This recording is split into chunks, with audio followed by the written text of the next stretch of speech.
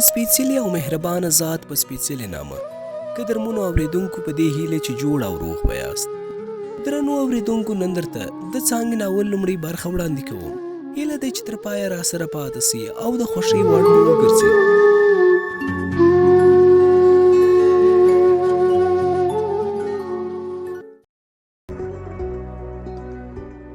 د پسرلي په موسم کې چې به کله هوا نرمه سوه، په پورې غره کې به د بزو او میږو رمې لګیا وې، خولې به یې په وښو کې ښخې کړي وې.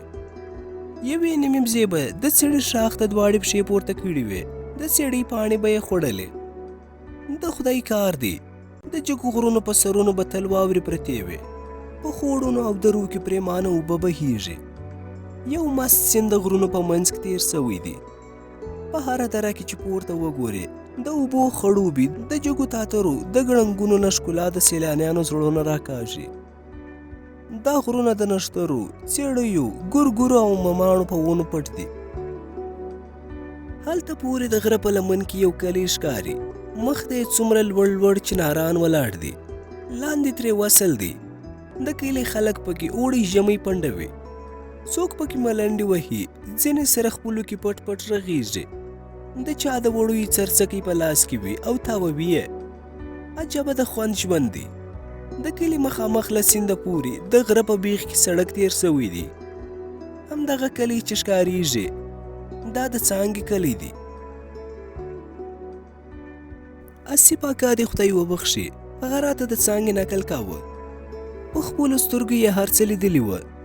هېشنده غرمه وه چې هغه زموږ د کور په غولي کې د نښتر سټې ته تکیه کړې وه. ویل یې غوږ کېږده چې ټوله کیسه درته وکړم. ما ویل ښه کاکا، غوږ مې دی. ده وویل احمد خان ملک د مشرقیات سړی و، د نیکونو نه ورته د کلي مشري ورپاتې وه. رښتیا چې ډېر خدمتګار سړی و. ایکې یوه لور او یو زوی خدای ورکړي وو. د ډېرو مځکو او شتو خاوند و. لور یې ښوونځي ته تله او زوی یې لا وړوکی و.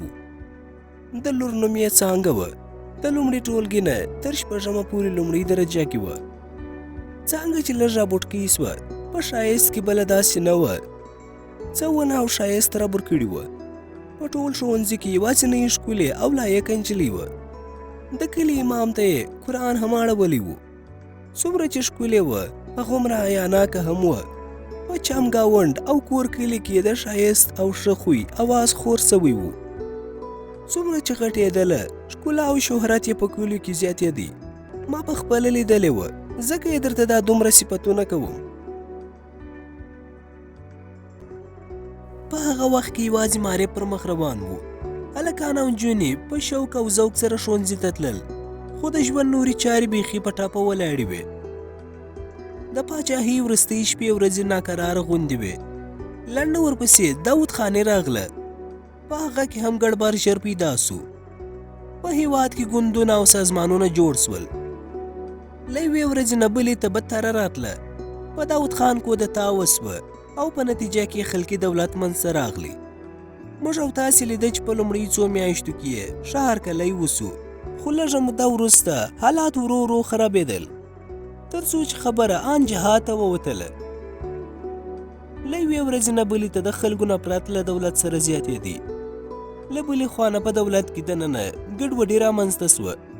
د دغې ګډوډۍ او وروسته لاسوهنې په نتیجه کې د خلقي دولت واکمنو پکې خپل سر وخواړي.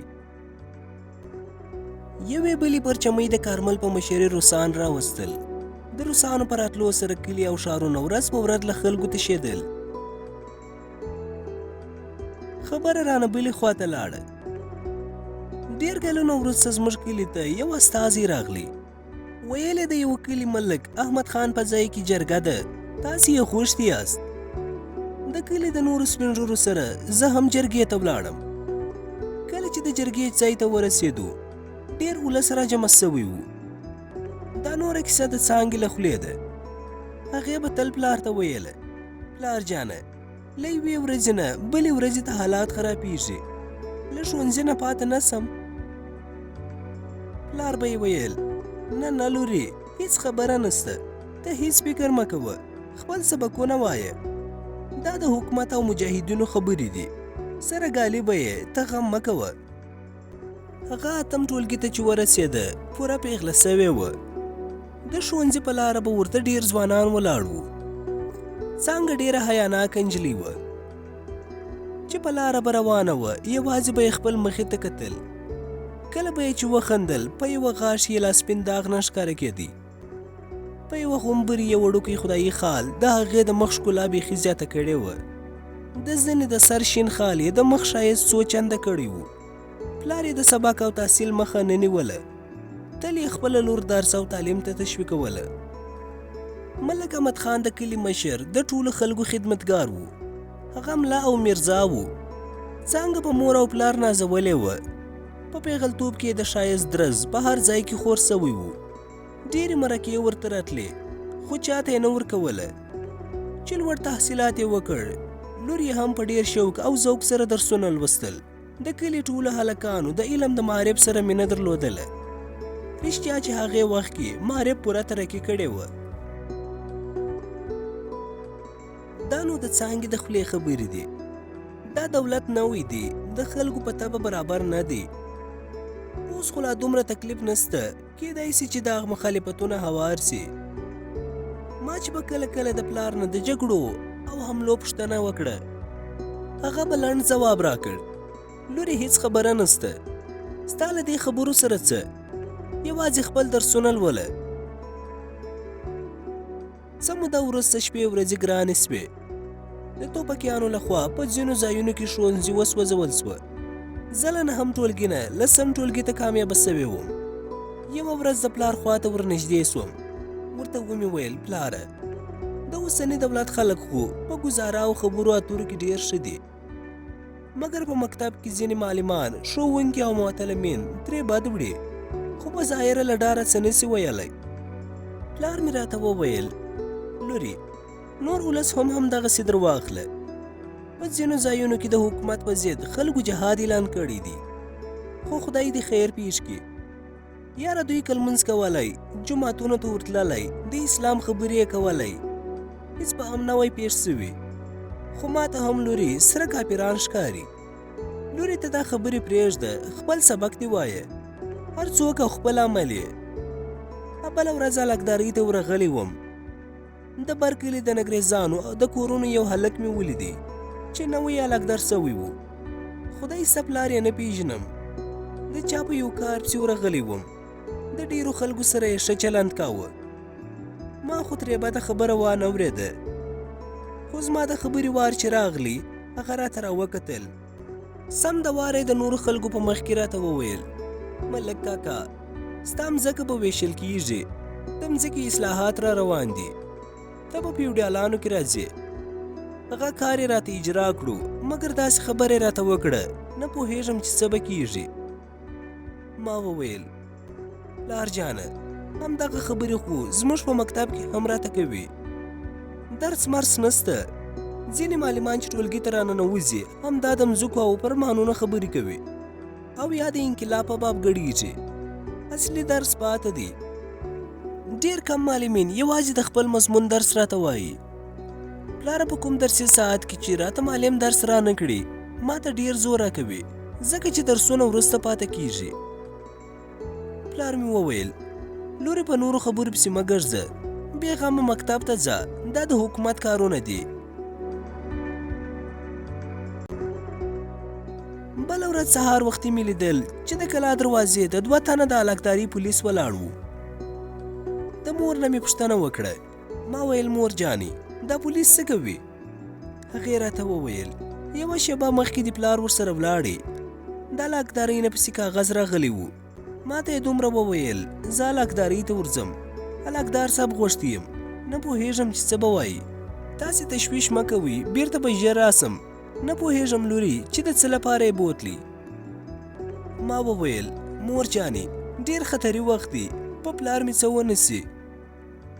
مور مې وویل: لورې، خدای دې خیر کړي.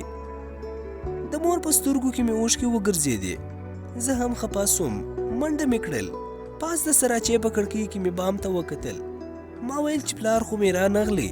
د کلا وړاندې کڅ لارې ته چې د هلکدارۍ نه راسن زموږ کلا ته راغلې وه. څو ځلې مې له کړکۍ وکتل، د پلار مې هډو نښه نه وه. له زینې نه مې مور ته وکتل چې هغې د خپل ټیکري په پیڅکله خپلې سترګې پاکولې. خوا ته یې ورغلم، ورته ومې ویل مور جانې مه خفه کېږه، پلار به مې بیرته راسي. هغې بیا په ژړه غونې غږ راته وویل لورګۍ دا حکومت راته سم نه ښکاري. د پلار په طبع چې زه پوهېدم هره شپه ساړه ساړه اسویلې باسي، ما ته هم سم حال نه وایي، نه پوهېږم چې څه خبره ده. ستا پلار خو په ټول عمر کې څوک نه دي ازار کړي، تل یې په حجره کې د حکومت خلک ناست وي. دا حکومت چې راغلی دی زموږ کره د حکومت څوک نه دي راغلي. ما وویل مور زما د پلار سره د چا څه پاتې دي، خامخا کومه خبره به وي ځکه یې غوښتي دي، صبر به وکړو، که تر ناوخته پورې رانغلي بیا به ورپسې دهقان کاکا ورولېږو چې معلومات یې وکړي. ورځ تېره سوه، مازدیګر سو، دهقان کاکا مې الکدارۍ ته ولېږي. د ماښام خړه لګېده چې هغه بیرته راغلی. وضع یې خرابه وه، داسې ښکاره کېدی چې چا راته ډک کړی وي.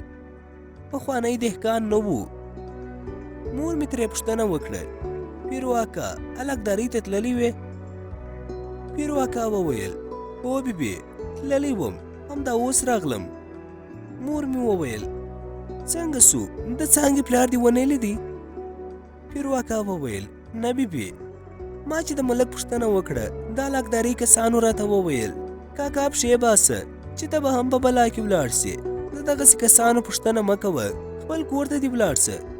له دروازې نه یې بیرته وشړلم، نور پوه نه سوم چې څه خبره ده. شپه سوه، موږ ټوله شپه خوب ونه کړي، د پلار سره مو سودا وه. شپه تېره سوه، سهار سو، بیا پسې ماپښین سو. مور مې راته وویل لورې تا وړوکی ورور دی، د پیرواکا د زوی سره درې واړه الکدارۍ ته ورسي، پخپله د الکدار نه پوښتنه وکړي. پام کوئ چې نورې خبرې ورته ونه کړي. موږ درې واړه په چلاکۍ سره الکدارۍ ته ولاړو.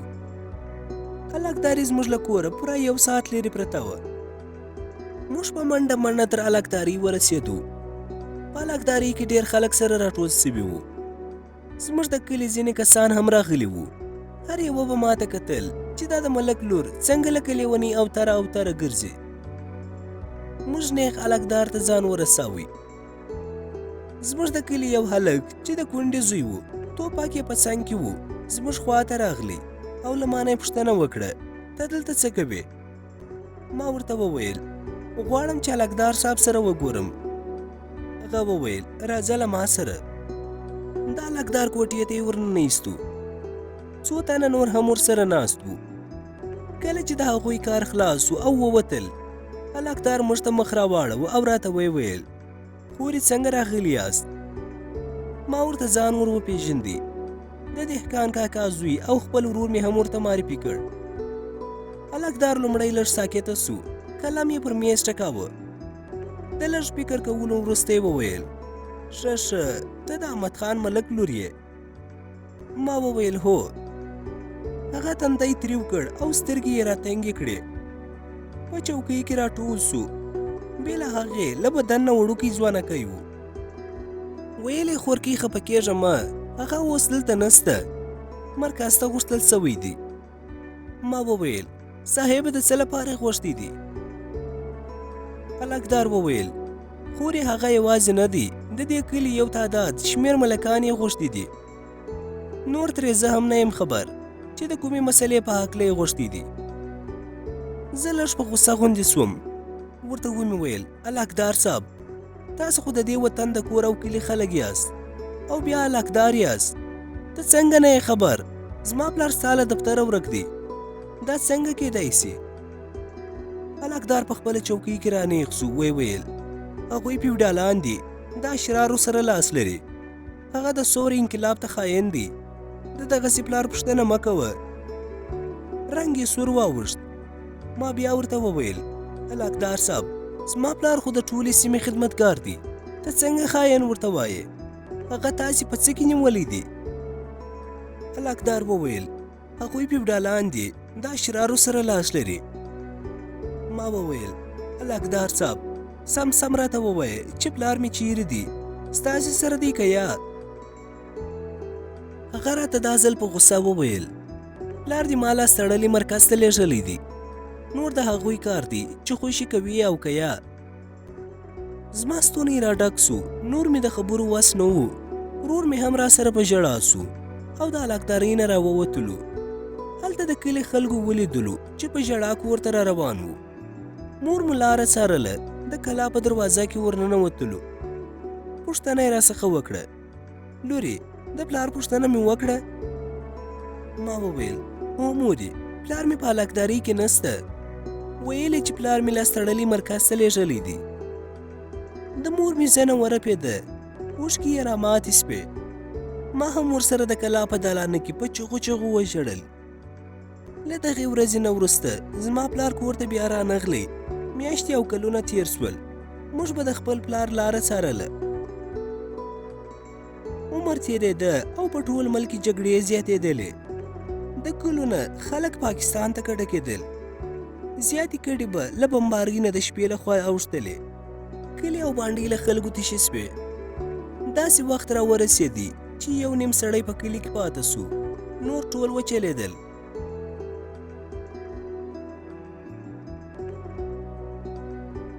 قدرمنو اورېدونکو، دا برخه پر همدې ځای پای ته رسېږي، په دې هیله چې د خوښۍ وړ مو ګرځېدلې وي. تر بلې برخې د الله په امان.